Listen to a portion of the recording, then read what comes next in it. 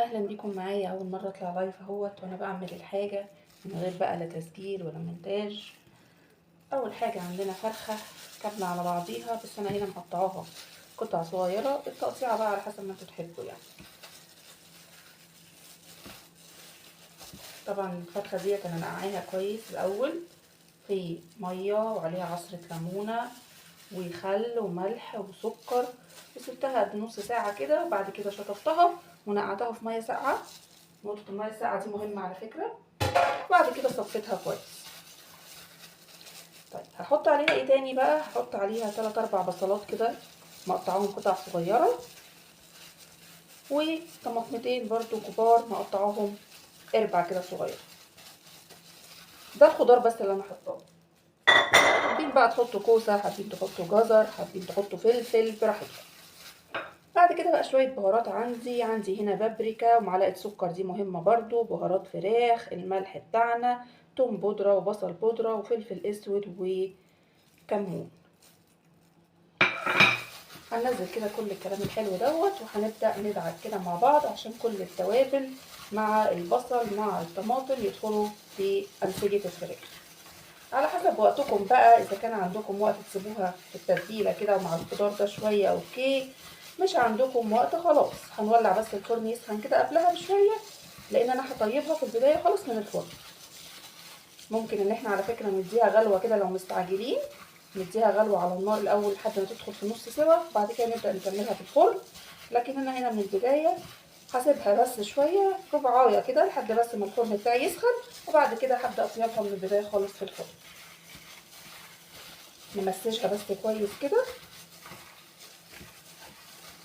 تابعوا معايا بس للآخر، عشان قبل ما أطلعها من الفرن بشوية هنعمل فيها تكة حلوة كده عشان تقلب لنا أو نحسسنا إن احنا زي الفراخ المشوية.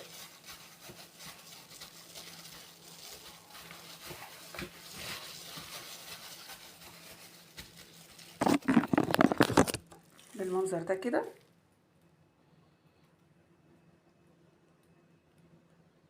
في الوقت بس لحد ما الفرن بتاعنا يسخن، وبعد كده هنشوف هنعمل ايه.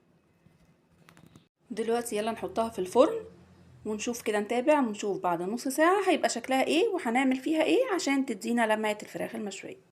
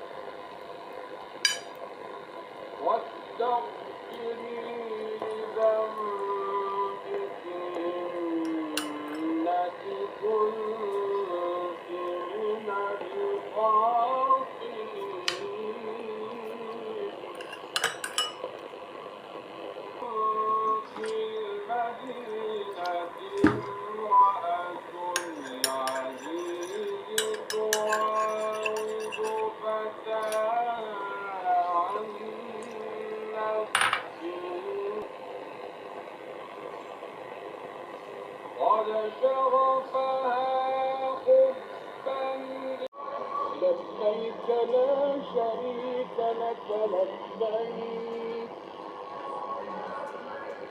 إن ملائكتك وجميع خلقك أنك أنت الله لا إله إلا أنت وحدك لا شريك لك، وأن محمدا عبدك ورسولك. اللهم ما أنسى به من نعمتك أو بأحد من خلقك فمنك وحدك لا شريك لك، فلك الحمد ولك الشكر. اللهم بك